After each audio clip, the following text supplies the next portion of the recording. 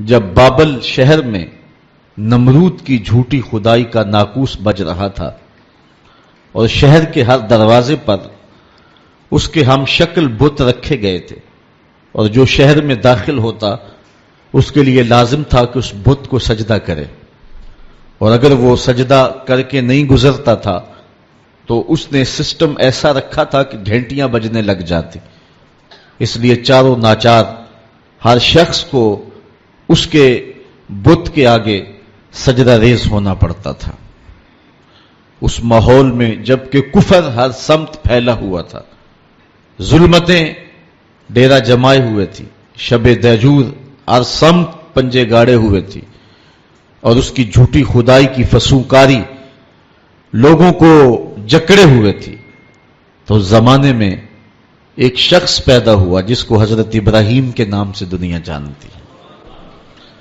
آپ نے نہ صرف نمرود کی جھوٹی خدائی کا انکار کیا، بلکہ انہوں نے جو جھوٹے خدا بنا رکھے تھے ان سب کا انکار کر کے پوری عظیمت اور پوری جرأت کے ساتھ کھڑے ہو کر کے دنیا کے سامنے توحید پرستوں کی جو تصویر پیش کی ہے وہ انوکھی بھی ہے، البیلی بھی ہے، جرأت افزا بھی ہے، اور باطن کو جلا دینے والی بھی۔ آئیے سورہ الانبیاء اٹھا کر کے دیکھتے ہیں۔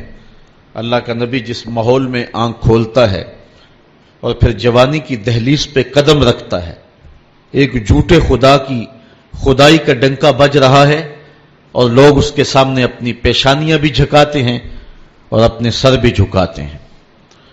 حضرت ابراہیم جب بلوغت کی عمر کو پہنچتے ہیں، وَلَقَدْ آتَيْنَا إِبْرَاهِيمَ رُشْدَهُ مِنْ قَبْلُ، اللہ ارشاد فرماتا ہے، اور یقیناً ہم نے مرحمت فرمائی تھی ابراہیم کو ان کی دانائی اس سے پہلے، وَكُنَّا بِهِ عَالِمِينَ، اور ہم ان کو خوب جانتے تھے۔ اِذْ قَالَ لِأَبِيهِ وَقَوْمِهِ مَا هَٰذِهِ التَّمَاثِيلُ الَّتِي أَنْتُمْ لَهَا عَاكِفُونَ، جب انہوں نے اپنے چچا اور اپنی قوم سے کہا کہ یہ کیا مورتیاں ہیں جن پر تم پوجا پاٹ کرنے کے لیے جمے بیٹھے ہو۔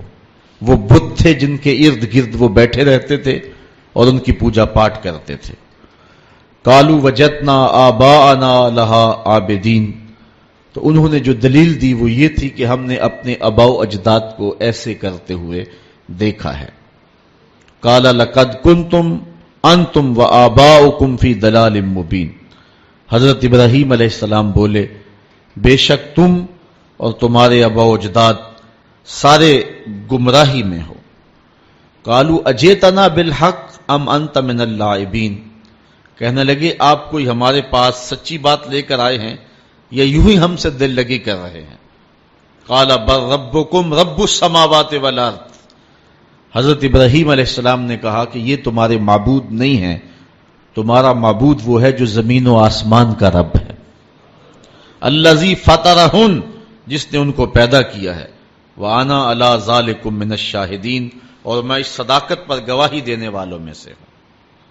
وَتَاللَّهِ لَأَكِيدَنَّ أَصْنَامَكُمْ بَعْدَ أَن تُوَلُّوا مُدْبِرِينَ، وہ ایک میلہ منعقد کیا کرتے تھے شہر سے باہر اور کچھ دن وہاں گزار کر کے آتے۔ عادت ان کی یہ تھی کہ جب وہ میلے پہ جاتے تو پہلے بتوں کے استہانوں میں حاضر ہوتے اور وہاں ان کے سامنے جا کر کے اقسام کی مختلف رنگوں کی مٹھائیاں رکھتے، اور پھر وہاں سے وہ میلے میں جاتے۔ جب واپس پلٹتے تو سب سے پہلے وہ اپنے بت قدوں میں آتے اور اپنے بتوں کو سلام کرنے کے بعد پھر اپنے گھروں کو پلٹتے۔ ہمیں جو طریقہ دیا گیا ہے، میرے اور آپ کے آقا و مولا جب بھی کبھی سفر پہ تشریف لے جاتے تو حضور سب سے آخری منزل مسجد کو رکھتے تھے۔ مسجد سے نوافل پڑھنے کے بعد حضور سفر پر روانہ ہوتے، اور جب واپس حضور تشریف لاتے تو سب سے پہلے مسجد میں جلوہ فراز ہوتے۔ تو ان کا انداز اپنے بتوں کے لیے یہ تھا، اور اہل ایمان کا اپنے رب کے حضور شکرانے اور نذرانے اور محبتوں کے اظہار کا طریقہ یہ متعین اور مقرر کیا گیا ہے۔ خیر، انہوں نے حضرت ابراہیم کو بھی دعوت دی کہ آپ چلے اور ہمارے ساتھ میلے میں شریک ہوں۔ حضرت ابراہیم علیہ السلام نے کہا کہ میں تمہارے اس میلے میں کیسے شریک ہو سکتا ہوں جہاں بت پرستی ہوگی، میں تو تمہارے عمل اور رویے سے پہلے ہی بیزار ہوں۔ تو خیر وہ اپنے بتوں کے سامنے طرح طرح کی مٹھائیاں رکھ کر کے میلے پہ چلے گئے۔ انہیں سان گمان بھی نہیں تھا جو کچھ ہوا ان کے آنے کے بعد۔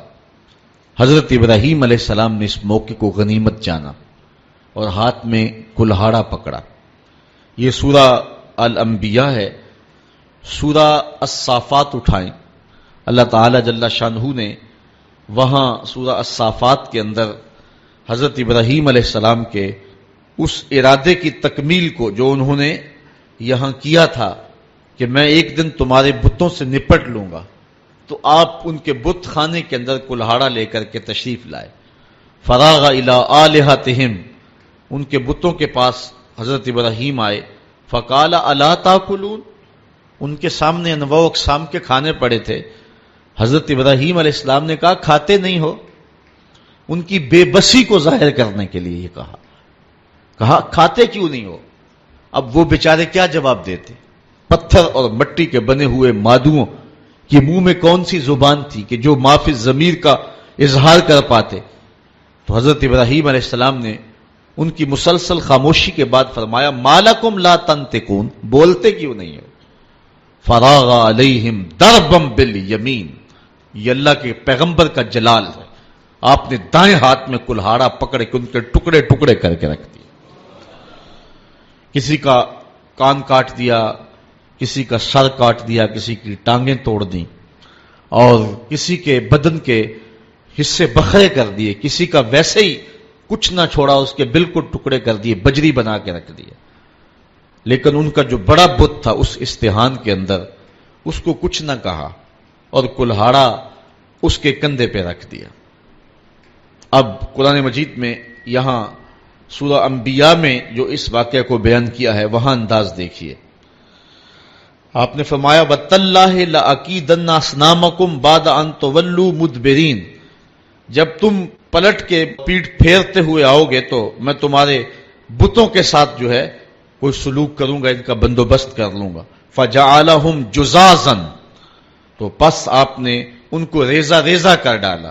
إِلَّا كَبِيرًا لَهُمْ، لیکن جو ان کا بڑا بت تھا حضرت ابراہیم علیہ السلام نے اس کو کچھ نہیں کہا۔ یہ نہیں کہ اس پر غصہ نہیں تھا، بلکہ ایک حکمت تھی، اس قوم کو رسوا کرنا تھا اور اس قوم کو لاجواب کرنا تھا، ان کے سامنے ان بتوں کی حیثیت رکھنی تھی۔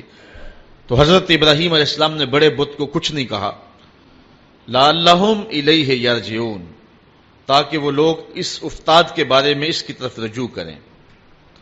اب قوم جب واپس آئی تو معمول ان کا یہی تھا کہ وہ پہلے بت خانے میں آیا کرتے تھے۔ جب وہ بت خانے میں داخل ہوئے تو عجیب تماشا دیکھا کہ جن بتوں سے وہ مرادیں مانگا کرتے تھے، جن سے بارش کی دعائیں کیا کرتے تھے، اور جن کے ساتھ ان کی حکومت، سیاست، ان کا معاش، ان کی معاشرت وابستہ تھی، ان کے حصے بکھرے پڑے ہوئے دیکھے اور ان کی ٹانگیں ٹوٹی ہوئی دیکھی تو بہت پریشان ہوئے۔ قالوا من فعل هذا بآلهتنا انه لمن الظالمین، کہنے لگے ہمارے ان خداؤں کے ساتھ یہ سلوک کس نے کیا ہے؟ جس نے یہ کام کیا ہے وہ ظالموں میں سے ہے۔ غصے سے پیچو تاب کھانے لگے کہ برا حال ہوا ہے، دھڑن تختہ کر کے رکھ دیا اور ان کے جسم کے ٹکڑے بکھرے ہیں بت خانے کے اندر، مٹھائیاں بکھری ہوئی ہیں، پلیٹیں بکھری ہوئی ہیں۔ تو کہنے لگے یہ کسی نے بہت برا کیا، سخت ظلم کیا ہے، زیادتی کی ہے۔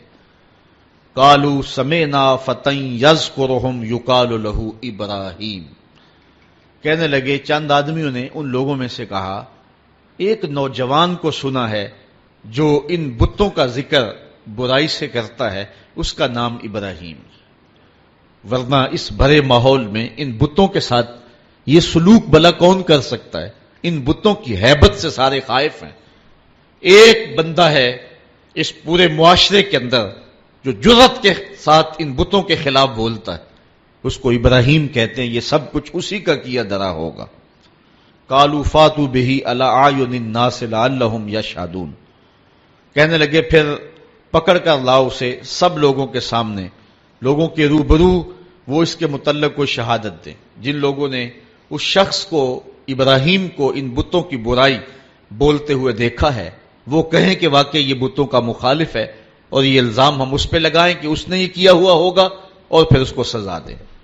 حضرت ابراہیم علیہ الصلوۃ والسلام لے آئے گئے اور ان کو پکڑ کر کے گرفتار کر کے جو ہے وہ بادشاہ کے دربار میں حاضر کر دیا گیا. آیان سلطنت بھی بیٹھے ہیں، وزراء بھی بیٹھے ہیں، مشیر بھی بیٹھے ہیں، خود نمرود بھی بیٹھا ہے، پجاری بھی، اور ان استہانوں کے اور ان بت خانوں کے پروہت بھی بیٹھے ہوئے ہیں، منتیں ماننے والے، دعائیں مانگنے والے، ان کو اپنا معبود سمجھنے والے، اپنی پیشانی ان کے چرنوں میں رکھنے والے سارے بیٹھے ہیں اور اپنے بتوں کی بدحالی پہ پیچ و تاب کھا رہے ہیں. سارا غصہ حضرت ابراہیم پر آیا اور حضرت ابراہیم علیہ السلام کو بلا کر کے لوگوں کے سامنے نمرود اپنی پوری تمکنت کے ساتھ، پورے روب اور شاہی جلال کے ساتھ اور پورے غرور اور دبدبے کے ساتھ اس مجلس میں موجود ہے. ہزاروں کا یہ اجتماع ہے. اللہ کی توحید کا ایک واحد پرستار حضرت ابراہیم اس ماحول میں ان کو پکڑ کے لایا جاتا ہے. قالوا اانت فعلت هذا بآلهتنا یا ابراہیم، ایک دم چھٹ پڑے، بولے اے ابراہیم ہمارے ان بتوں کے ساتھ، ہمارے ان خداؤں کے ساتھ یہ سلوک تم نے کیا؟ پھر حضرت ابراہیم نے کیا جواب دیا؟ قال بل فعلہ کبیرہم ھذا، ان کے بڑے نے کیا ہوگا. اسلحہ تو اس سے برآمد ہو رہا ہے نا، یہ آپس میں لڑ پڑے ہوں گے، یہ کہہ رہا ہوگا کہ تم چھوٹے میری خدائی میں کیوں شریک ہو، تو اس بڑے نے کیا ہوگا. پھر آگے فرمایا فاسألوہم ان کانوا ینطقون، اچھا یہ نہیں بتاتا تو جن کے ساتھ یہ قیامت ٹوٹی ان سے پوچھ لو کہ تمہارے ساتھ یہ قیامت کس نے توڑی. یہ اپنے دکھ کی بپتا خود سنائیں نا، اپنی داستان سرائی خود کریں. ان کے ساتھ یہ قیامت کس نے توڑی، کس نے ظلم کیا ان کے ساتھ؟ پہلے تو کلہاڑا جس سے برآمد ہو رہا ہے ان کا جو بڑا ہے اس نے کیا ہوگا. حالات کرینہ حالیہ جو ہے وہ یہ بتا رہا ہے کہ سارے بت جو ہیں وہ قتل کر دیے گئے، بڑے کے پاس جو ہے وہ اسلحہ ہے اور وہ بچ گیا، اس کو خراش تک نہیں آئی. یقیناً ان کی آپس میں کوئی لڑائی ہو گئی ہوگی، اس بڑے نے چھوٹوں پہ حملہ کر دیا اور ان کے ٹکڑے ٹکڑے کر کے رکھ دیا اور خود سلامت رہا، تو اس نے کیا ہوگا. اچھا اگر اس نے نہیں کیا ہے تو یہ نہیں بتا رہا تو چلو جن کے ساتھ یہ قیامت ٹوٹی ہے ان بیچاروں سے پوچھ لو تمہاری ٹانگیں کس نے کاٹ دی، تمہارے سر کس نے توڑ دیے، تمہارے کان کس نے کاٹ دیے، تمہاری ناک کس نے توڑ دی. حضرت ابراہیم علیہ الصلوۃ والسلام کے لفظوں کی کاٹ کلہاڑے کی کاٹ سے بھی زیادہ تھی. اللہ اکبر، اللہ کا نبی بول رہا ہے اور نمرود کا دربار ہے، سارے مخالف ہیں، بتوں کے ماننے والے اور ان کو اپنا معبود برحق سمجھنے والے. ایک جوان اللہ کی توحید کا واحد پرستار میدان عمل میں کھڑا ہے. حضرت ابراہیم علیہ السلام نے ذرا لفظوں کی کاٹ دیکھیے اور حضرت ابراہیم کا لہجہ دیکھیے. کالا بل فعلہ کبیرہم ھذا، ان کے اس بڑے نے کیا ہوگا. فاسألوہم، اب کوئی وقفہ دیے بغیر، فا تاکیدیہ ہے اور سما اور فا میں فرق یہ ہے کہ جب سما بولا جاتا ہے تو اس میں تاکید فی الفور نہیں ہوتی، اور جب فا عربی میں بولا جاتا ہے تو اس میں تاکید فی الفور ہوتی ہے. یعنی ان کو وقفہ دیے بغیر ایک حملے کے اوپر دوسرا حملہ کیا. فاسألوہم، ان سے پوچھ لو. اور پھر بتوں کی بے بسی کو بھی ساتھ بیان کر کے فوراً کہا ان کانوا ینطقون، اگر یہ بولتے ہیں تو اپنی دکھ کی کہانی بیان کریں، اپنے درد اور اپنے دکھڑے کو بیان کریں کہ یہ قیامت ان پر کس نے توڑی ہے. فرجعوا الی انفسہم، پھر وہ اپنے اندر پلٹے. ضمیر تو ہوتا ہے، اندر سے آواز تو آتی ہے، پھر وہ اپنے ضمیر کی طرف پلٹے. فقالوا انکم انتم الظالمون، اور پھر بولے بے شک تم خود ہی ظالم ہو. ان سے توقعات وابستہ کیے ہوئے ہو جو اپنے وجود کی سلامتی اور اپنے وجود کی بقا کی ضمانت بھی نہیں دے سکتے، اور پھر ان کے اوپر حملہ آور ہو تو دفاع بھی نہیں کر سکتے. دفاع تو دور کی بات ہے، اپنے دکھ کی کہانی بھی نہیں سنا سکتے. ان پر ظلم کس نے کیا اس بپتا کو بھی نہیں کہہ سکتے. تو جو اتنے مجبور اور اتنے بے بس ہیں تو وہ تمہیں کیا دے گی. ایک دم وہ اپنے اندر پلٹے، ضمیر اندر سے گھنٹیاں بجانے لگا. ابراہیم کھڑے ہیں اور اللہ کی توحید کا پیغام دے رہے ہیں. وہ اپنے اندر جھکے اور کہا کہ تم خود ہی ظالم ہو. ثم نکسوا علی رؤوسہم، پھر وہ اوندے ہو کر پلٹ گئے. اندر کی ظلمت، اندھیرا اور ان بتوں کا وہ پیار جو ان کے اندر رچا بسا تھا، پھر وہ دوبارہ پلٹے اور حضرت ابراہیم سے مخاطب ہو کے کہا لقد علمت ما هؤلاء ينطقون. لجاجت تھی لہجے میں، بانکپن نہیں تھا، چونکہ جھوٹ کے لہجے کے اندر جو ہے وہ کڑک نہیں ہوتی، کھنک نہیں ہوتی، اس لیے لجاجت کے لہجے میں بولے ابراہیم تو جانتا ہے یہ بیچارے بولتے نہیں. بس ان کے یہ کہنے کی دیر تھی کہ اللہ کا نبی اٹھ کے کھڑا ہو گیا. اب سنو حضرت ابراہیم علیہ السلام کے لہجے کا بانکپن دیکھیے. قرآن مجید میں توحید کے عنوان سے حضرت ابراہیم کی تقریر کے یہ لفظ جو ہیں، ذرا ان لفظوں کی کاٹ دیکھیے اور الفاظ کی اٹھان دیکھیے، ابراہیم علیہ السلام کے لہجے کا حسن دیکھیے اور پھر قرآن کا معجزہ دیکھیے. میرے پاس وہ لہجہ نہیں ہے کہ ان لفظوں کو اس انداز سے پڑھ سکوں کہ وحی کے پڑھنے کا جو طریقہ اور سلیقہ اہل زبان رکھتے ہیں، لیکن میرے ٹوٹے ہوئے لہجے کے اندر بھی آپ ان لفظوں کا حسن ملاحظہ کر سکیں گے کہ کس قدر اللہ کے نبی حضرت ابراہیم علیہ السلام کھڑے ہو کر کے اللہ کی توحید پر گفتگو کر رہے ہیں، اور یہ موقع حضرت ابراہیم تلاش کر رہے تھے، اور یہ سارا جو کچھ کیا تھا اس موقع کو پیدا کرنے کے لیے حضرت ابراہیم نے کیا تھا. اب حال یہ ہے کہ نمرود بھی بیٹھا ہے، اس کے آیان سلطنت بھی بیٹھے ہیں، وزراء مشیر بھی بیٹھے ہیں، حکمران طبقہ بھی بیٹھا ہے، عوام بھی بیٹھے ہیں، پروہت بھی بیٹھے ہیں، پجاری بھی بیٹھے ہیں، سارے بیٹھے ہوئے ہیں. اور حضرت ابراہیم علیہ السلام جب حجت پوری کر لی اور ان کو کہا ان سے پوچھ لو، بڑے نے کیا ہوگا، اچھا یہ بولتے ہیں تو ان سے سوال کر لو، تو وہ اپنے ضمیر کی طرف لوٹے اور پھر پلٹ آئے دوبارہ گمراہی کی طرف. لہجے میں جو ہے وہ توتلا پن تھا، رک رک کے کہہ رہے تھے، لجاجت تھی، ٹپک رہی تھی لہجے کے اندر، بے بسی تھی. حکمران ہونے کے باوجود اتنا طبقہ ایک تنہا شخص سے مخاطب نہیں ہو رہا اور آنکھیں ملانے کے قابل نہیں ہے، جھکی نظریں ہیں، زبان بل کھا رہی ہے، لجاجت ہے، پیشانی اور بدن پہ پسینہ چھوٹا ہوا ہے، اور کفر کے یہ سرغنے لجاجت برے لہجے میں کہتے ہیں لقد علمت ما هؤلاء ينطقون. ابراہیم تو جانتا ہے یہ بیچارے بولتے تو نہیں، ان سے کیا پوچھیں، یہ تو بولتے نہیں ہیں. بس یہ کہنے کی دیر تھی، اللہ کا نبی کھڑا ہوا. اب سنو حضرت ابراہیم کا لہجہ.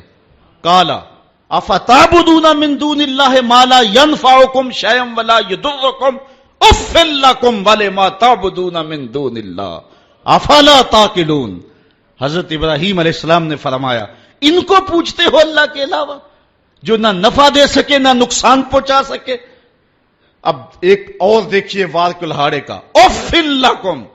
ذرا دیکھیے کیسی کاٹ ہے، بیٹھے ہیں شاہب، وقت بھی سامنے بیٹھا ہوا ہے، اللہ کا نبی بول رہا ہے، ابراہیم علیہ السلام کے لہجے کے اندر جلال ہے، اور پورے رعب کے ساتھ اللہ کا نبی اللہ کی توحید کا پیغام دے رہا ہے. اف لکم، افسوس ہے تمہارے جینے پہ، اف لکم ولما تعبدون من دون اللہ، اور افسوس ہے تمہارے ان خداؤں پہ جن کو تم اللہ کے علاوہ پوچھتے ہو. افلا تعقلون، تمہاری کھوپڑی میں دماغ نہیں ہے، ان کو پوچھ رہے ہو جو اپنے دکھ کی کہانی بھی نہیں سنا سکتے. اب جب دلیل سے بات نہ ہو سکے اور جب کسی کے لفظوں کی کاٹ نہ کی جا سکے تو جو طاقتور لوگ ہوتے ہیں ان کا لہجہ دوسرا ہوتا ہے. جلا دو، ٹکڑے کر دو، مار دو، بوٹیاں نوچ لو. انہوں نے کہا کالو حرقوہ وانصروا آلہتکم ان کنتم فاعلین. آپس میں بولے اس کی زبان تو روکی نہیں جا سکتی، اس کے لہجے کا جواب تو دیا نہیں جا سکتا، اپنے بتوں کا دفاع تو ہو نہیں سکتا.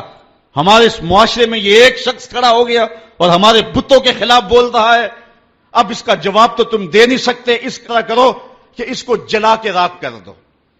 آج جو ٹیری جونز نے امریکہ کے اندر کتاب رحمت کے ایک نسخے کو جلانے کا اعلان کیا ہے، یہ اپنی شکست کا اعلان کیا ہے. قرآن کی صداقت کے آگے بول نہیں سکا ہے. قرآن کا یہ نعرہ، اگر اس کتاب رحمت میں تمہیں شک ہے تو اس کی مثل ایک سورت ہی لا کے دکھاؤ. یہ قرآن کا چیلنج آج بھی موجود ہے. بیروت میں، شام میں، فلسطین میں، مصر میں اور اسرائیل کے اندر کتنے یہودی ہیں جو بائی برتھ عربی ہیں، اور وہ عربی کو اچھی طرح سے جانتے ہیں. یہ چیلنج ان کو دیا گیا ہے، لاؤ نا قرآن کی مثل ایک صورت. لیکن جب دلیل کی زبان بند ہو جائے اور انسان دلیل سے بات نہ کر سکے تو پھر اوچھے ہاتھ کنڈوں پہ اتر آتا ہے، پھر گالی اور گولی اس کا لہجہ ہوتا ہے، پھر وہ کہتا ہے جلا دو، ٹکڑے کر دو. تو حضرت ابراہیم علیہ السلام کے لیے انہوں نے صاحب نے مل کر کے یہ فتویٰ دیا، کالو حرقوہ وانصروا آلہتکم، اس کو جلا دو اور اپنے معبودوں کو بچا لو. ان کنتم فاعلین، اگر تم کچھ کر سکتے ہو تو یہی راستہ تمہارے پاس رہ گیا ہے. اگر اپنے خداؤں کا دفاع کرنا ہے تو پھر اس کی زبان بند کرنے کے لیے یہی طریقہ ہے کہ اس کو آگ میں جلا دیا جائے. اب آگ کا آلاؤ روشن کر دیا گیا. حضرت ابراہیم کو تلوار کی ایک ضرب سے بھی کاٹنے کا اہتمام کیا جا سکتا تھا، لیکن رنگ کوئی اور تھے اور رب کو کچھ اور منظور تھا. ایک چخا تیار کی گئی اور مفسرین لکھتے ہیں کہ اتنی بڑی تھی کہ اگر اوپر سے فضا سے کوئی پرندہ گزرتا اور اس سے اٹھنے والی گرمی اور حرارت اور حدت سے وہ جل بن کر کے کباب بن کر کے نیچے جو ہے وہ گر جاتا. اب جب چخا جلالی روشن کر لی، اب ابراہیم علیہ السلام گرفتار ہیں اور ان کو پکڑ کے آگ میں ڈالیں تو کیسے ڈالیں، قریب تو جایا نہیں جاتا. ایک منجنیق تیار کی، اس کے ایک پلڑے میں حضرت ابراہیم علیہ السلام کو بٹھایا، ان کے بدن پہ رسیاں جو ہے وہ باندھی اور ان کو جکڑ کر کے اس منجیق میں رکھا کہ اس کو گھما کر کے اس آگ میں ڈال دیں گے. جب منجیق کو گھمایا جانے لگا، کارکنان قضا و قدر میں کوہرام مچ گیا. مالک اس دھرتی پہ تیرا ایک ہی تو پرستار ہے، تیرا ایک ہی تو پوجنے والا ہے، اگر یہ بھی نہ رہا تو پھر تیری توحید کا اعلان کون کرے گا. لیکن فطرت مسکرا کے کچھ اور کہہ رہی تھی، فانوس بن کے جس کی حفاظت ہوا کرے، وہ شمع کیا بجھے جسے روشن خدا کرے. حضرت ابراہیم علیہ السلام اس منجیق میں ڈال لیے گئے. ذرا دیکھیے توحید پرست کا لہجہ، جس دھج سے کوئی مقتل میں گیا وہ شان سلامت رہتی ہے، اس جان کی کچھ پرواہ ہی نہیں، یہ جان تو آنی جانی ہے. ابراہیم علیہ السلام کے بارے میں ان کا خیال تھا کہ جب جلتی ہوئی آگ کے بھڑکتے ہوئے شعلے دیکھیں گے تو اپنے موقف سے رجوع کر لیں گے، لیکن جن کے اندر چراغے توحید روشن ہو، بھلا وہ ان بھڑکتے ہوئے شعلوں کو خاطر میں کیسے لاتے ہیں. حضرت ابراہیم علیہ السلام چرخی میں بیٹھے اور جب اس چرخی کو گھمایا گیا، حضرت جبریل امین حاضر ہو گئے. عرض کہی، اے ابراہیم، میں اللہ کے ہاں قرب خاص رکھتا ہوں اور میرا آنا جانا سدرہ تک ہے، اگر اللہ سے کچھ کہنا ہے تو مجھے کہیے، میں اللہ کی بارگاہ میں عرض کر دیتا ہوں. تو حضرت سیدنا ابراہیم علیہ السلام بولے کہ اے جبریل، تیری مہربانی پیشکش کی، مجھے تیرے سے کوئی حاجت نہیں ہے. جبریل نے عرض کی کہ اچھا چلو اپنے رب سے خود ہی عرض کر لیجئے، اس مشکل اور آڑے وقت میں آپ کی حفاظت کی جائے. آپ کی حفاظت اس قاض کی حفاظت ہے، آپ کا بچ جانا دین اسلام کا بچ جانا ہے، اس لیے آپ خود عرض کر لیجئے. حضرت ابراہیم بولے، اے جبریل امین، مجھے یہ بتاؤ، کافروں کے دل میں یہ بات کس نے ڈالی کہ میرے لیے آگ کے یہ الاؤ روشن کیے جائیں؟ کہا رب جلیل نے. کہا اگر جلیل کی یہ مرضی ہے تو پھر خلیل کی بھی یہی مرضی. جے سونا میرے دکھ وچ راضی تے میں سکھ نو چلے ڈاواں، اگر اس کی رضا ہے کہ میں جلوں تو میں 100 بار جلنے کے لیے تیار ہوں. اچھا، انہوں نے اس منجنیق کو گھما کر کے حضرت ابراہیم علیہ السلام کو آگ میں ڈالا. حوروں کی چیخیں نکل رہی تھی، عرش مولا تھرا رہا تھا، کارکنان قضا و قدر پریشان تھے کہ دھرتی پر ایک ہی رب کی توحید کا متوالا اور اس کو بھڑکتی ہوئی آگ کے شعلوں پہ ڈالا جا رہا ہے. لیکن قدرت نے جو دکھلانا تھا وہ کچھ اور تھا. جب حضرت ابراہیم کو گھما کر کے آگ میں ڈال دیا گیا، ادھر حضرت ابراہیم آگ میں پہنچے، ادھر آگ کو رب کا سندیشہ پہنچا. قلنا یا نارو کونی بردم و سلامن علی ابراہیم. ہم نے آگ سے کہا، اے آگ ٹھنڈی ہو جا، اتنی ٹھنڈی بھی نہ کہ میرے خلیل کو سردی لگ جائے، ٹھنڈی بھی سلامتی کی ہونا، میرے ابراہیم پہ ٹھنڈی ہو جا. حضرت ابراہیم علیہ السلام اس آگ میں آ گئے. باہر تو بھڑکتے ہوئے شعلے تھے، اندر جنت کی ہوائیں چل رہی تھی. ایک دن نہیں، 2 دن نہیں، 40 دن تک اللہ کا خلیل اس آگ میں رہا ہے.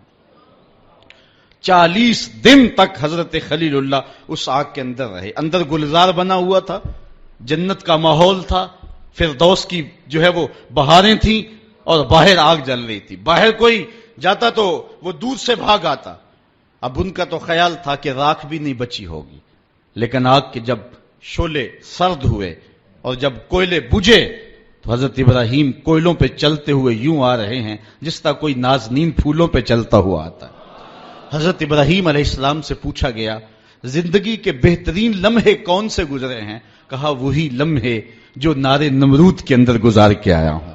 وصل کی وہ لذتیں اور وہ گھڑیاں اور وہ ساعتیں، وہ خوش نصیب گھڑیاں میں نے جو پائی ہیں، دل ڈھونڈتا ہے وہی فرصت کے رات دن بیٹھے رہیں تصور جانا کیے ہوئے. وہ خاص گھڑیاں تھی، وہ خاص لمحے تھی. اب اقبال کا لہجہ یہاں دیکھیے.